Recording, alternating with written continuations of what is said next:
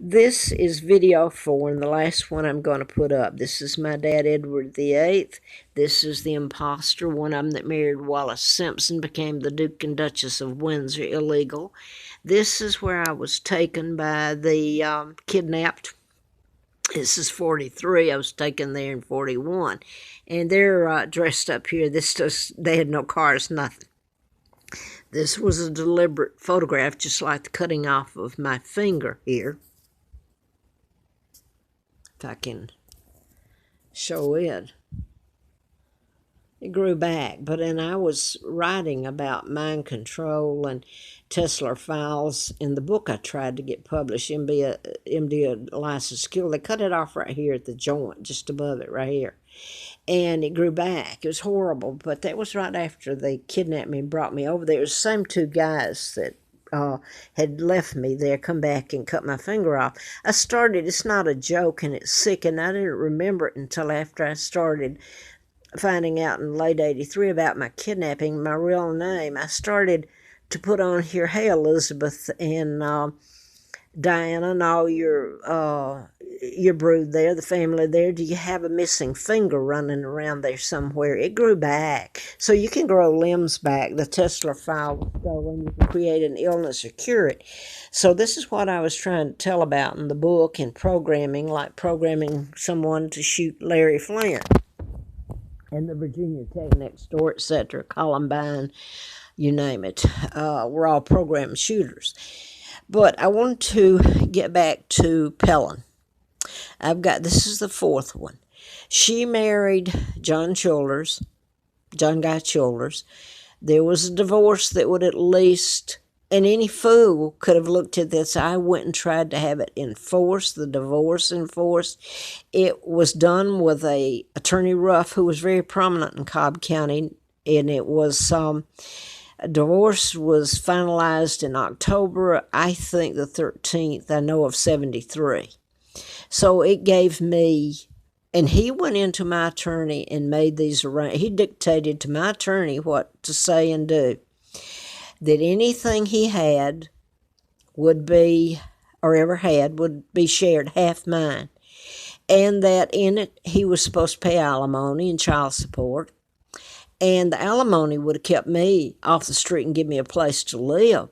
Instead, he got control of my kids when they tried to kill me April Fool Day of 80, and they let him take control of my apartment illegally and everything. My furniture, you name it, bank account. I'm so tired of living on nothing and wondering tomorrow what I'm going to do. I went to the forest to have a place to live and be off the side of the road. But I'm going to turn this around again. I'm just going to get to this. The alimony, I never got law enforcement to enforce it, and Judge, oh God, now I've forgotten his name, McCoy. Lina Dempsey, mother of the twins, where they put me, and she pretended to be my mother all those years. She would have faced the gas chamber had they prosecuted her. She was afraid of my book being published and people would find out who I am, and she killed the twins and gave me the name of Peggy. And it was just a horror story all around. I mean, he knew. He had my divorce papers. Number one question, what's he doing with my divorce papers in Huntsville after they'd tried to kill me April Fool Day? She used the mental health to try to kill me. I had gone to his office and asked, do you have my divorce papers? Lina Dempsey told me they did. She tried to use it to kill me just like John and Pellin, his new wife, did in Atlanta. And they said, yes, they had copies. She showed me. So why were they allowed to do all this to me? And this is just them. This does not encompass the rest of this hell that went on. Attempted murder and all of it. Anyway, I tried to get it enforced only when I got without anything and in the condition I was left in. I did try to get it prosecuted. In Huntsville, I took to the U.S. attorneys, and I didn't know about my real name. in it was U.S. Marshals. They have to, if you have this complaint, or I was signing to try to get papers on where they tried to kill me, because this is the odd thing. Where Dempsey put me when she brought me across the state line, I'd had gone to West Paces Ferry, and look what they did to me that you'll never see. A tox screen done because I knew they'd put something in me was going to kill me. I was trying to get it diluted, find out what it was, and instead it went into hell. I should have died. I was illegally taken across the state line to Crestwood. That gets into Hyman Miller, a Jew. I didn't know about being kidnapping and the Jews, the Rothschilds, Rockefellers, till late '83. I was locked up. Lina Dempsey locked me up. She said if I tried to run, that she'd have the cops do it anyway. Well, look at the condition I'm in and what they've done to me. I can't even get to my children. I don't know. They'd taken my apartment John had. Anyway, and let him. Anyway, I went in there on Saturday night before Easter was April the 6th on Sunday. Asked for the tox screen again, told him what happened. God knows you should know the doctor. Can't even think of his name now. God help me. I know he was involved in the Utah, a bunch of stuff that come from Utah. I can't think of his name right now. I can't. He was with Hyman Miller, though, next door to him. So, I didn't think I'd ever get out of there, but the tox screen wasn't done. Okay, in either one of these so-called hospitals, the first one you're not supposed to even be able to do that to me. They didn't do the tox screen. It was a doctor that was connected with Gonzales and Parkwood and Parkland. Chelton, I think was his name. And anyway, I wanted to get this in Huntsville, when I think I was working for the district attorney. I tried to file to get my records because I finally got the tox screen done on a Wednesday after. Okay, I'd gone in on the 1st July to get a tox at West Paces Ferry in Atlanta. And all that happened to me. I'm across the state line on the 6th at Crestwood. And the next day's Easter. They still didn't do the tox screen. They didn't do either one of these hospitals what is required by law to be admitted. I wasn't admitted. I was a hostage, a prisoner. Okay, on that next Wednesday, which it would have been 8 days since it was put in me, they did the tox screen in Huntsville. Okay, it came back. Guess where the tox screen came back from? The lab in Georgia, Atlanta.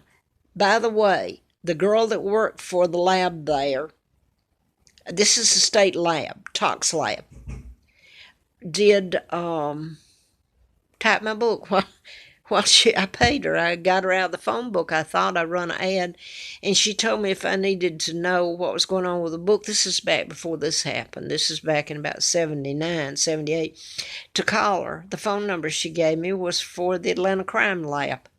That's where the tox screen was finally, it was supposed to be sent to Alabama, is my point, that was finally done. Wednesday after the 6th, 7th, what's that, the 9th? Finally done.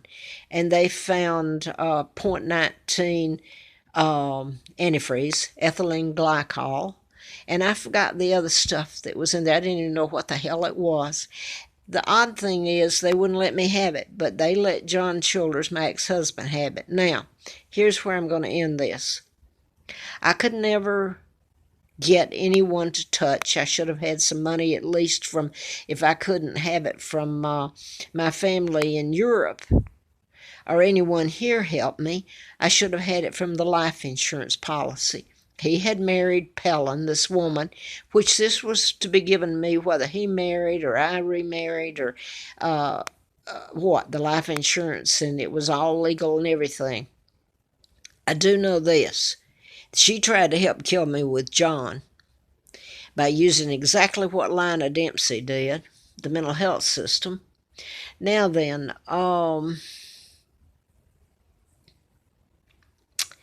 I have tried since I've been up here. I even went to legal aid here. In Bostwick, there's a lot of other stuff I gave at the time to have some money on me because I'm run from here to there and penniless and homeless. And Bostwick Xeroxed everything, and a few days later, he was gone. And they wouldn't talk to me at legal aid. I could have at least gotten the insurance if that was supposed to be from R.J. Reynolds. I think that was the last place he worked.